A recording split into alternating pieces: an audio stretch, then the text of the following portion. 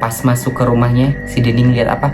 Di depan mukanya banget, di depan matanya banget, si Dendi ngeliat sosok pocong yang tadi ada di depan pagarnya itu.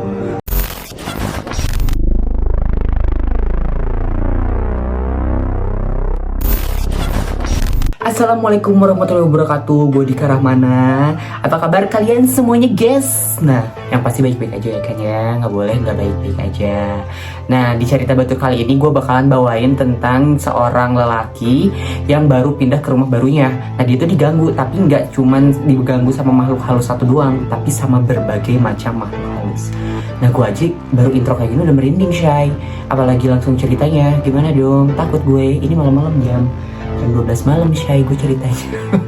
Gimana dong? Yaudahlah, lanjut aja. Tapi jangan lupa di share, di subscribe, sama di like, komen ya. Langsung aja kita lanjutin ceritanya biar gak terlalu malam. Let's go, cerita batur. Nah, jadi cerita ini dikirimin sama seseorang yang kita sebut aja namanya Dendi ya. Nah, si Dendi ini waktu itu kejadiannya pada tahun 2005 pas dia baru mau masuk sekolah SMP. Nah, dia tuh kejadiannya tuh pas dia lagi mau ospek, Shay. Jadi udah mau pada ospek, kepikiran ada kejadian aneh gitu kan. Pusing. Si Dendi ini pindah waktu itu rumahnya pada tahun 2005 ya. 2005 dia pindah ke rumah yang barunya karena rumah yang lamanya itu jauh sama kantornya mamanya yang ada di rumah barunya itu. Jadi di rumah barunya itu dia di daerah Bandung Timur. Nah, mamanya itu kerjanya di daerah Bandung Timur juga. Jadi otomatis mamanya ngajak Dendi buat pindah ke rumah yang barunya itu di daerah Bandung Timur. Tapi belum jadi si rumahnya itu, masih 80%. Nah, pada saat proses pembangunannya itu sesekali mamanya Dendi sama Dendi itu pergi ke Bandung Timur buat ngecek si rumahnya itu udah sampai mana. Ternyata rumahnya itu udah tinggal ngecat doang. Jadi udah tinggal mau beres lah, tinggal dicat doang kayak gitu. Jadi nggak akan terlalu lama buat nunggu si rumahnya jadi. Nggak cuma Dendi sama mamanya aja, sesekali juga mamanya Dendi itu bawa temennya yang namanya Umi. Bukan namanya Umi sih, tapi biasanya dipanggilnya Umi. Nah, si Umi itu dia bisa disebut aja indigo. Soalnya dia bisa merasakan atau melihat sesuatu hal yang nggak bisa dilihat oleh kita, kayak gitu. Nah, waktu itu Dendi, mamanya Dendi sama si Umi ini pergi pada saat jam 3 sore karena nungguin mamanya juga pulang kerja kan. Nah, pergi aja mereka. Untuk perjalanannya itu lumayan jauh dari rumah Dendi yang sebelumnya ke rumah Dendi yang baru sekarang di daerah Bandung Timur. Perjalanan itu memakan waktu 1 jam, lumayan lama ya. Sesampainya Umi, Dendi sama mamahnya itu di rumah barunya yang di daerah Bandung Timur itu sekitar jam 4 sore. Nah, Dendi, mamanya sama Umi langsung ngeliat-liat ke rumah sekitar yang barunya itu. Nggak kerasa mereka sambil lihat-lihat, ngobrol-ngobrol sama mandornya. Ternyata si waktu itu udah ngeliat pukul jam 6 sore.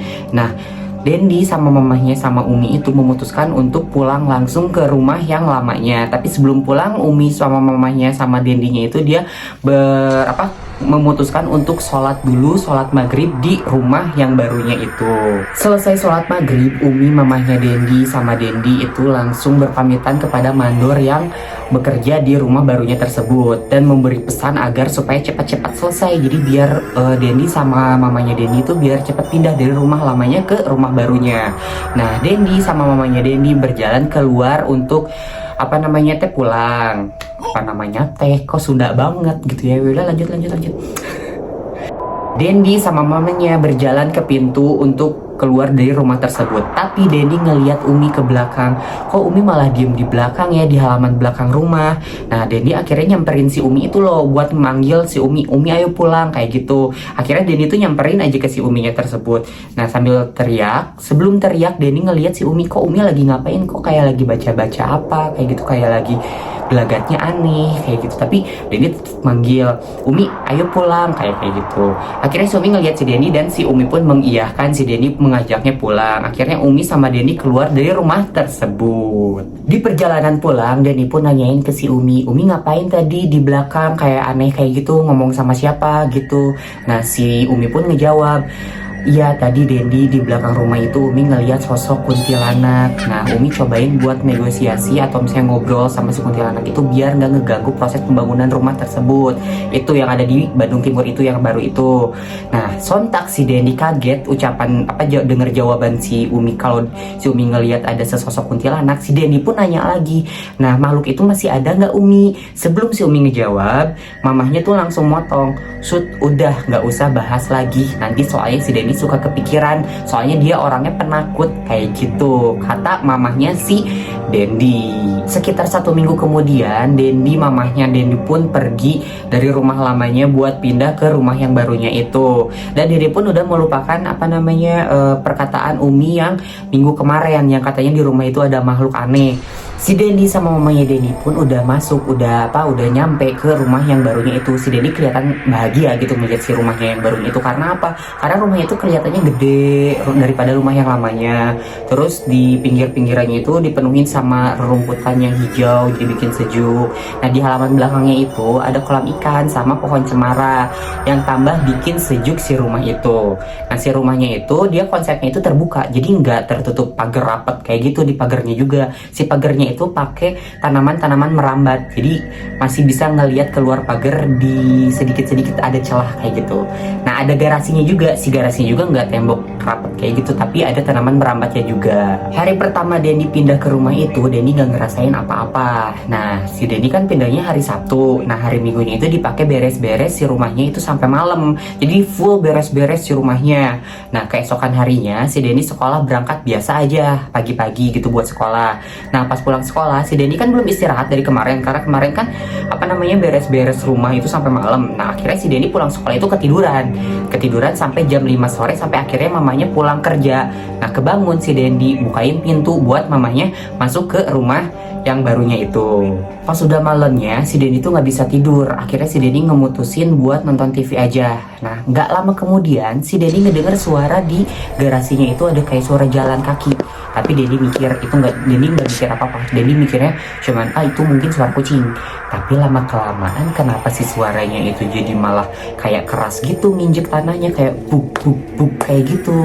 Nah, si Dendi mikirnya takut maling kan, karena dia baru pindahan dan itu rumah baru, jadi takutnya itu maling. Akhirnya si Dendi itu ngelihat ke jendela.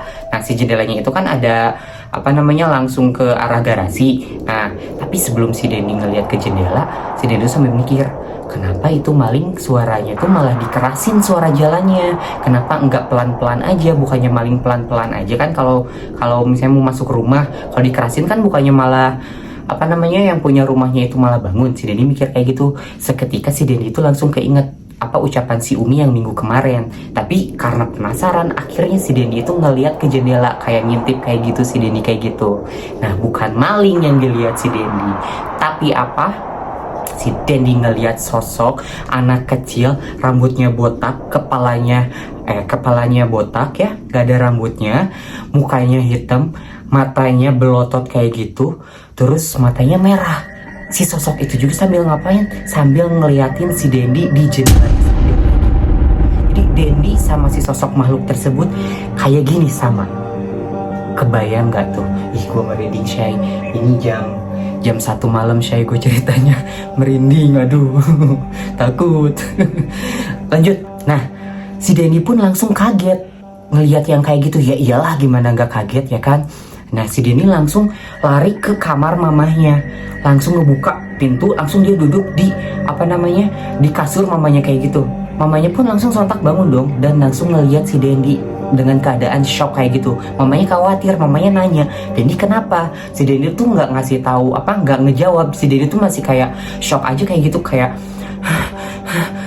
gitu. Jadi bener-bener nggak bisa jawab. Akhirnya si mama tuh ke dapur ngambil minum buat ngasih minum si Dendi. Gak lama kemudian si Dendi tuh udah ngerasa tenang. Si Dendi itu ngasih tahu, nyeritain semuanya yang tadi Dendi alamin ke mamahnya itu. Tapi si mamanya nggak percaya.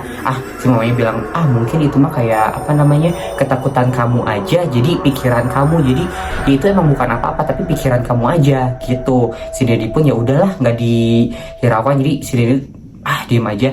Nah mamahnya itu karena emang takut maling, jadi mamanya itu periksa keluar. Nah pas mamanya meriksa keluar itu nggak ada apa-apa, Shay. Jadi sepi aja, nggak ada apa-apa.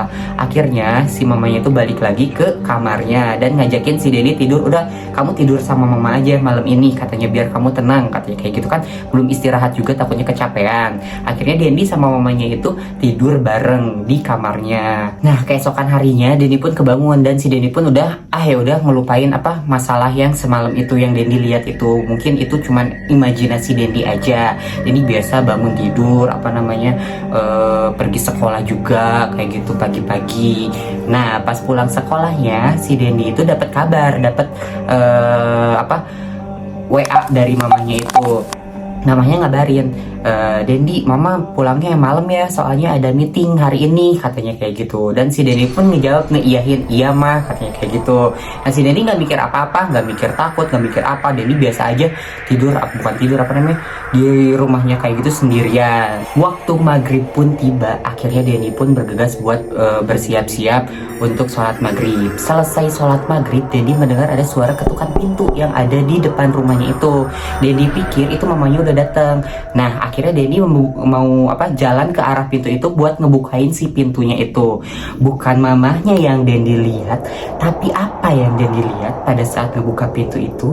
Denny ngeliat di depan mukanya banget ada sosok nenek-nenek berbaju warna hijau, pakai kebaya hijau lusuh kayak gitu, rambut putih panjang, rambutnya gimbal kayak gitu, mukanya pucat, matanya ngeblotot sambil ngeliatin si Denny dan bibirnya sambil tersenyum sama si Denny kayak gitu. Sontak si Denny pun kaget banget, itu si Denny lagi sendirian. Aduh merinding, Shay, malam-malam cerita yang kayak gini. Baiklah. Si Denny pun langsung kaget, nutup pintunya. Si Denny pun langsung lari ke ruang tengah. Tapi si Denny sambil lari sambil mikir, itu mungkin tetangga kali ya, tetangga yang baru mau kenalan kali ya. Si Denny mikir kayak gitu. Tapi masa tetangga kayak gitu sih, nyeremin banget. Tapi mungkin itu tetangga juga. Nah akhirnya si Denny buat penasaran lagi, si Denny ngebuka lagi si pintunya itu. Udah nggak ada si sosok nenek tersebut. Akhirnya si Denny masuk lagi, ngedorong pintunya lagi, lari ke kamarnya si Denny. Dan si Denny mikir, fix itu bukan manusia. Akhirnya si Denny langsung ngedengerin lagu pakai headsetnya, langsung tarik selimut, ditutup kamarnya itu rapat-rapat sambil Denny memejamkan matanya, gak mau mikirin apa yang kejadian tadi sama apa yang kejadian kemarin. Denny itu lagi sendirian di rumah. Ini kebayang, tau gak sih? Kebayang banget, soalnya gue nyeritainnya lagi sendirian juga malam-malam. Aduh takut banget. Nah lanjut. Akhirnya mamahnya itu datang. Akhirnya si Denny tuh ngedengar suara mamahnya lagi ngomong, Denny, kata kayak gitu, manggil si Denny. Akhirnya si Denny tuh bilang, iya mah, ngejawab kayak gitu. Denny pun jadi dia ngerasa tenang. Akhirnya si Denny tidur aja. Dia memutuskan untuk tidur cepet biar nggak kejadian lagi sesuatu. Akhirnya si Denny tidur pada malam itu. Keesokan harinya si Denny pun bangun, tapi si Denny tuh nggak ngasih tahu atau nggak nyeritain kejadian yang kemarin si Denny alamin ke mamanya, karena percuma juga, karena mamanya juga nggak akan percaya. Denny pikirnya kayak gitu. Akhirnya si Denny sarapan, mandi, sekolah seperti biasa. Nah pada hari itu si Denny kebetulan ada kerja kelompok, jadi ada tugas dari sekolahnya berkelompok. Nah setelah selesai sekolah, Denny langsung kerja kelompok di rumah temennya. Gak kerasa kayak kerja kelompok kan kayak ngobrol, kebanyakan ngobrol daripada kerja tugas ya kan. Kerja kelompok, kerjain tugas, ngobrol, gak kerasa pas lihat jam udah jam 9 malam, tapi si tugasnya itu udah selesai. Akhirnya si Denny tuh ngomong ke teman-temannya, guys gue pulang duluan ya, karena udah malam, udah jam 9, gue nggak mau pulang terlalu malam, pikirnya Denny kayak gitu. Akhirnya si Denny pun berkemas buat pulang, bersiap-siap buat pulang dari rumahnya tersebut. Denny pun pulang aja jam 9 itu ya, sekitar jam 9 lebihan lah Denny pulang kayak gitu.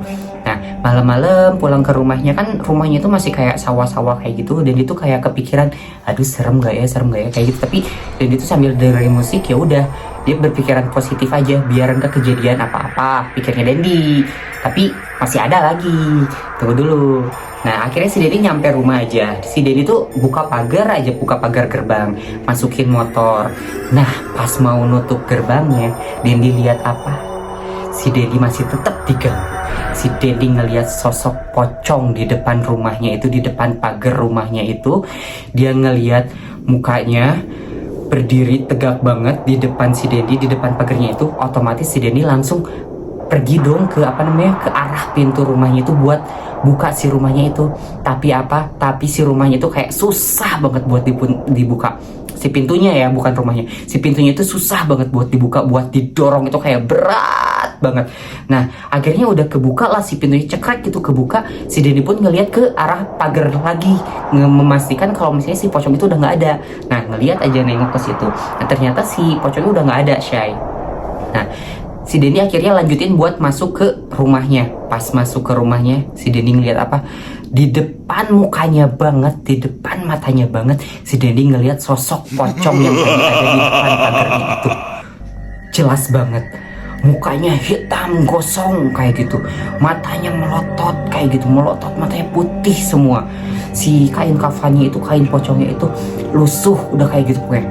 Si Denny pun akhirnya kayak dia memberanikan diri nge-freeze, tapi dia memberanikan diri untuk nutup matanya kayak gitu, nutup matanya.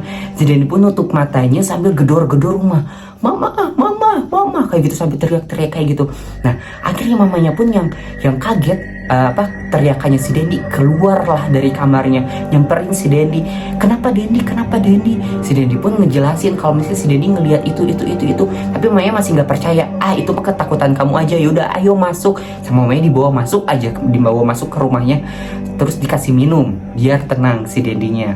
Keesokan harinya, mamanya si Denny itu khawatir kenapa si Denny kok nggak sarapan, nggak keluar nggak sekolah kayak gitu. Akhirnya mamanya si Denny pun memeriksa kamarnya si Denny, nyamperin ke kamarnya si Denny. Pas dibuka kamarnya Denny itu, pintunya Denny, ternyata si Denny tuh jatuh sakit setelah kejadian yang kemarin malam itu. Denny itu jatuh sakit, demam, panas kayak gitu.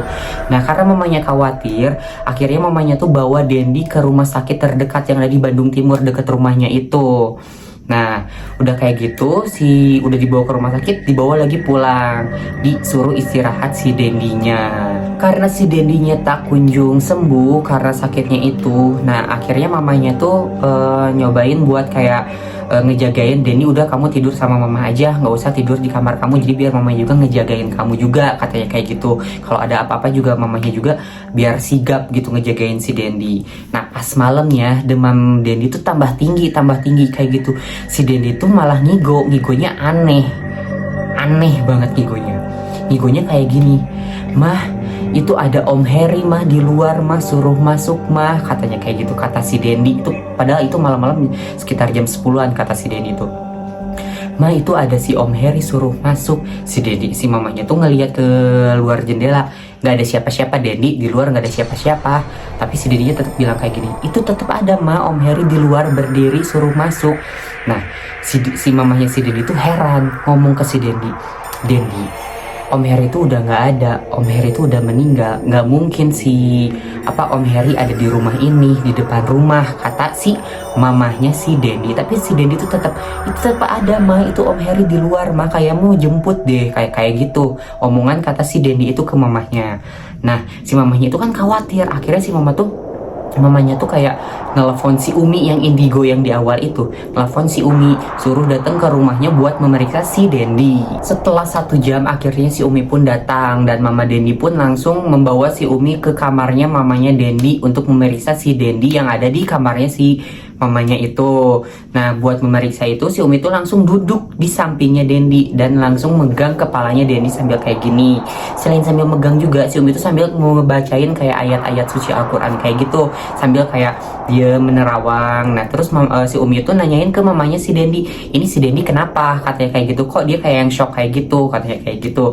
Langsung si mamanya si Denny itu nyeritain aja semua kejadian yang dialami si Denny ke si Umi tersebut. Nah, si Umi pun langsung bawain air minum ke mamanya kayak gitu, air putih. Nah, langsung dibawain lah air putih sama mamanya itu ke si Umi. Sama si Umi si air putihnya itu langsung dibaca-bacain kayak gitu, dibaca ayat suci Al-Quran. Nah, udah kayak gitu langsung dikasihin ke si Denny. Nah, udah dikasih ke si Denny, langsung si Denny ngeminum langsung minumin si air putih tersebut. Nah, akhirnya si Umi tuh langsung ngejelasin ke mamahnya. Ini tuh si Denny tuh shock, katanya kayak gitu. Karena apa? Karena si Denny tuh waktu pindah ke sini tuh dia kan penasaran gitu. Nah, si makhluk yang ada di sini tuh penasaran juga sama si Dendi, minta kenalan sama si Dendi. Tapi mungkin si Dendinya belum siap, makanya si Dendinya shock ngelihat makhluk-makhluk yang ada di sini. Katanya gitu kata si Umi. Setelah si Umi memeriksa si Dendi itu yang lagi sakit, akhirnya si Umi itu memeriksa ke semua sudut rumah yang ada di situ, ke halaman belakang, ke ruang tengah, ruang depan, ke halaman depan, ke garasi, sambil nyeprat-nyepratin air yang udah dibaca-bacain ayat suci Al-Quran sama si Umi. Bertujuannya buat kayak ngusir apa makhluk-makhluk yang ada di situ, jadi biar udah gak usah ganggu lagi si Dendi itu. Udah kenalannya udah cukup, udah bikin Dendi shock berat katanya gitu. Keesokan harinya alhamdulillahnya si Dendi itu udah sembuh dari sakit demamnya. Demamnya udah turun, si Dendi udah nggak lemes lagi, udah nggak cuman tiduran lagi, tapi si Dendi udah bisa makan, udah bisa jalan, udah bisa mandi kayak gitu setelah diusir sama si Umi kayak gitu. Besok harinya si Dendi itu alhamdulillah udah bisa sekolah lagi. Dia menjalani hari-harinya seperti biasa, jadi udah bahagia lagi. Si Dendi udah nggak ketakutan lagi dan udah nggak mengalami kejadian-kejadian aneh di rumah barunya itu. Mamanya pun udah ngeliatin Dendi udah aman-aman aja, jadi mamanya tuh udah nggak khawatir lagi setelah si rumahnya itu dibersihin sama si Umi. Nah itu guys cerita dari Dendi. Aduh lumayan mengerikan ya. Bukan mengerikan lagi, kalau misalnya kamu ada di posisi Dendi bakalan kayak gimana. Itu udah kayak, aduh itu udah trauma masa lalu gitu, udah gak bisa dilupain sih kalau gue.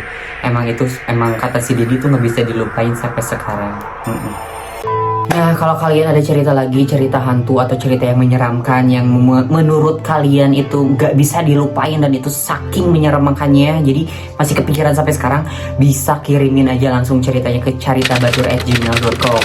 Nah nanti kita ketemu lagi di Carita Batur di minggu depan. Tapi jangan lupa di subscribe itulah pokoknya, di komen juga, di like ya, sama di share juga jangan lupa ya. Nah Cerita Batur kali ini udah beres, tinggal nunggu lagi Cerita Batur minggu depan. Dadah.